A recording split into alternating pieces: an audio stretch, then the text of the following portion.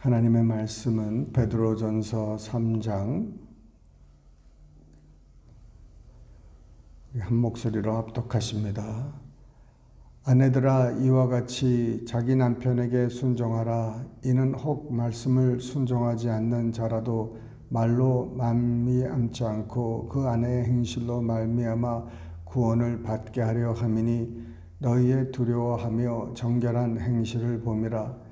너희의 단장은 머리를 꾸미고 금을 차고 아름다운 옷을 입는 외모로 하지 말고 오직 마음에 숨은 사람을 온유하고 안정한 심령에 썩지 아니할 것으로 하라. 이는 하나님 앞에 값진 것이니라. 전에 하나님께 소망을 두었던 거룩한 부녀들도 이와 같이 자기 남편에게 순종함으로 자기를 단장하였나니 사라가 아브라함을 주라 칭하여 순종한 것 같이 너희는 선을 행하고 아무 두려운 일에도 놀라지 아니하면 그의 딸이 된 것이니라. 남편들아 이와 같이 지식을 따라 너희 아내와 동거하고 그를 더 연약한 그릇이요 또 생명의 은혜를 함께 이어받을 자로 알아 귀히 여겨라. 이는 너희 기도가 막히지 아니하게 하려 함이라. 마지막으로 말하노니 너희가 다 마음을 같이하여 동정하며 형제를 사랑하며 불쌍히 여기며 겸손하며 악을 악으로 욕으로 갚지 말고 도리어 복을 빌라. 이를 위하여 너희가 부르심을 받았으니 이는 복을 이어받게 하려 하심이라. 그러므로 생명을 사랑하고 좋은 날 보기를 원하는 자는 혀를 금하여 악한 말을 그치며 그 입술로 거짓을 말하지 말고 악에서 떠나 선을 행하고 화평을 구하며 그것을 따르라. 주의 눈은 의인을 향하시고 그의 귀는 의인의 간구에 기울이시되 주의 얼굴은 악행하는 자들을 대하시느니라 하였느니라.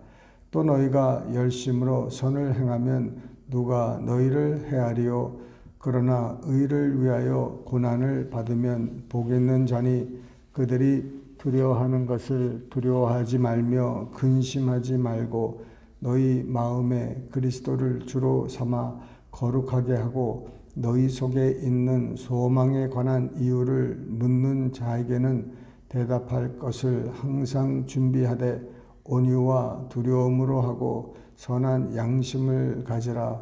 이는 그리스도 안에 있는 너희의 선행을 욕하는 자들로 그 비방하는 일에 부끄러움을 당하게 하려 함이라. 선을 행함으로 고난 받는 것이 하나님의 뜻일진데 악을 행함으로 고난 받는 것보다 나으니라. 그리스도께서도 단번에 죄를 위하여 죽으사 의인으로서 불의한 자를 대신하였으니 이는 우리를 하나님 앞으로 인도하려 하심이라. 육체로는 죽임을 당하시고 영으로는 살리심을 받으셨으니 그가 또한 영으로 가서 옥에 있는 영들에게 선포하시니라. 그들은 전에 노아의 날 방주를 준비할 동안 하나님이 오래 참고 기다리실 때에 복종하지 아니하던 자들이라. 방주에서 물로 말미암아 구원을 얻은 자가 몇 명뿐이니 겨우 8명이라. 물은 예수 그리스도께서 부활하심으로 말미암아 이제 너희를 구원하는 편이 곧 세례라. 이는 육체의 더러운 것을 제하여 버림이 아니요 하나님을 향한 선한 양심의 강군이라. 그는 하늘에 오르사 하나님 우편에 계시니 천사들과 권세들과 능력들이 그에게 복종하느니라. 아멘. 네, 베드로 전후서를 읽다 보면은 한 가지 저는 느끼는 게 바울 서신의 여러 서신을 읽다 보면은 거기에 이렇게 익숙해져서 바울의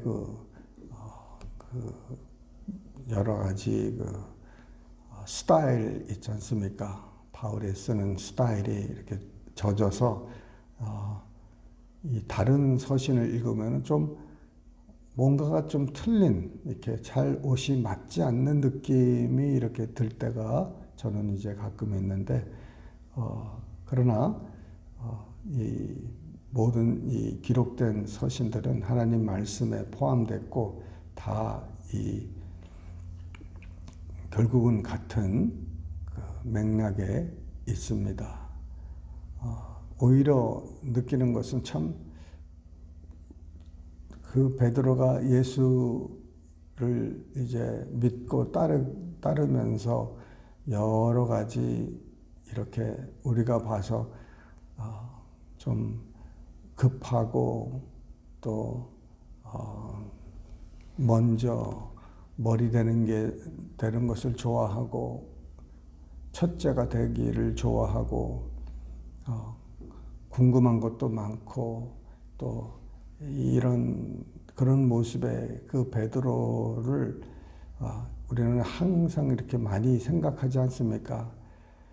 그런데 이 베드로 전서나 후서를 읽으면서 참 역시 사도는 사도구나 하는 느낌을 받아요. 왜냐하면 참 그 바울 사도가 언급하지 않은 그 심오한 것도 이렇게 이 기록이 되어 있습니다. 바울이 뭐 미처 언급을 못했는지 아니면 몰라서 언급을 안 했는지 그런 내용들이 이 베드로 전후서에 있다는 것입니다. 그래서 참 정말 훌륭한, 또 우리가 이제 언젠가 천국 가면은 만날 우리 사도가 되십니다. 자, 이제 이 베드로 전서 3장에서는 남편과 아내에 대해서 또 그들에게 권면하는 말씀을 이렇게 주는데 결국은 서로 사랑하라는 것이죠. 남편을 이렇게 순종하라. 남편에게 순종하라 하는 말은 오늘날 정말 그 여성 평등, 이런 동등 이런 것을 주장하는 그 여성 운동가들에게는 좀 말도 안 되는 말이죠.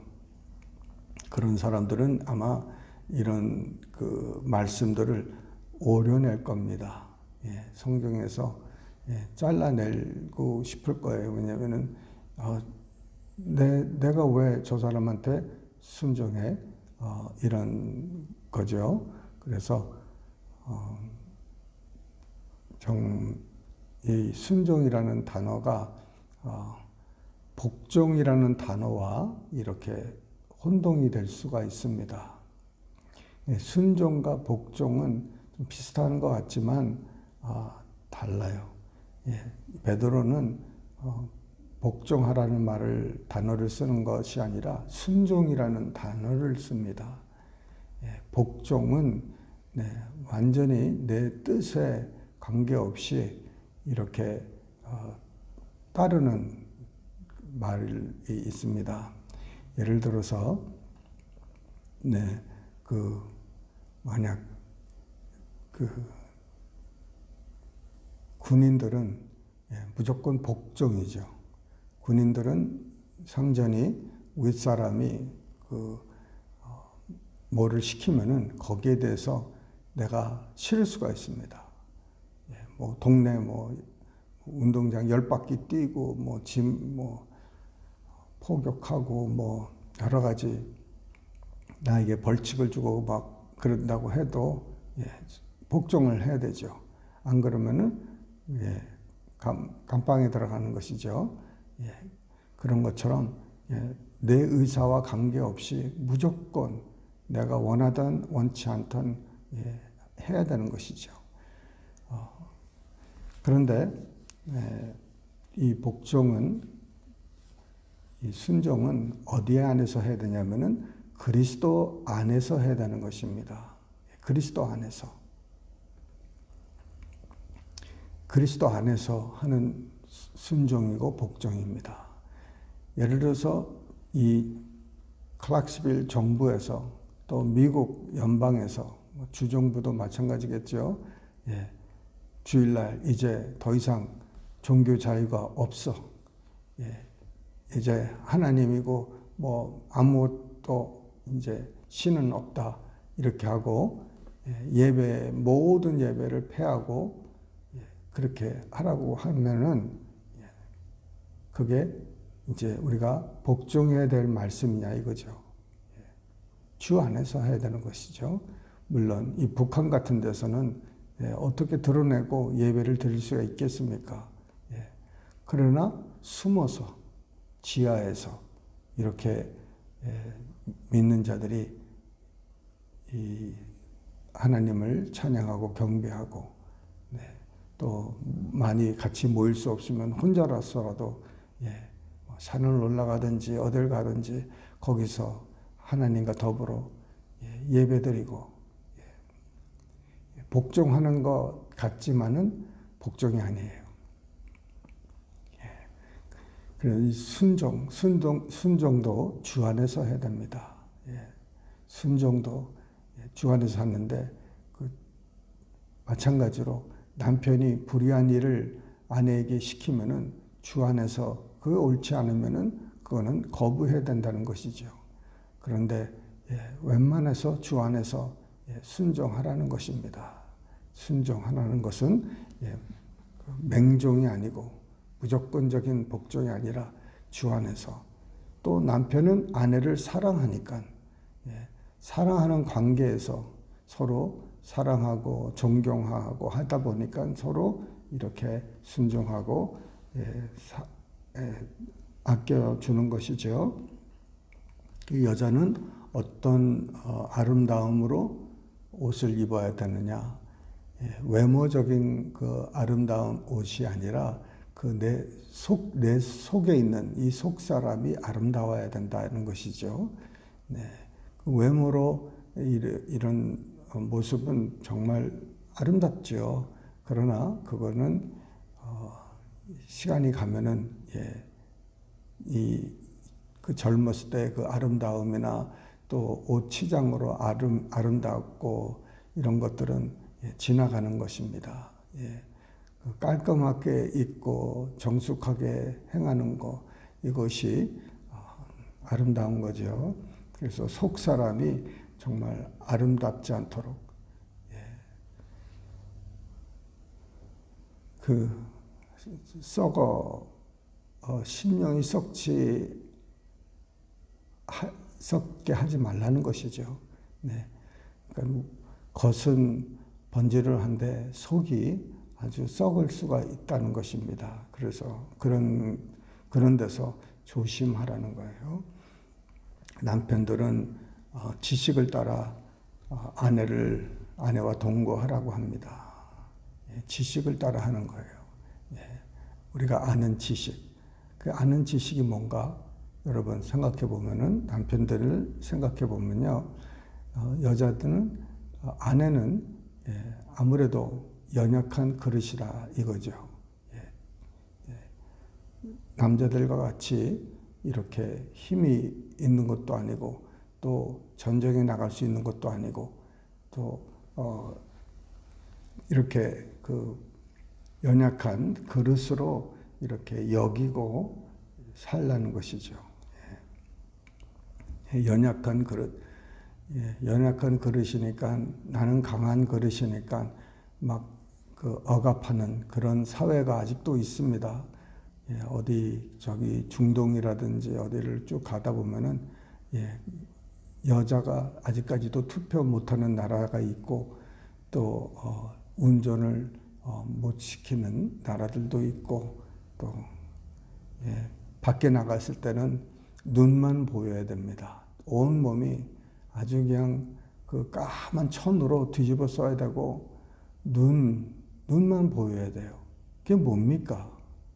여자가 모든 것을 가리고 눈만 보이고 그걸 누가 시킨 겁니까? 여인이 시켰겠습니까? 아니면은 강한 사람이 억압적으로 이렇게 시켰겠습니까?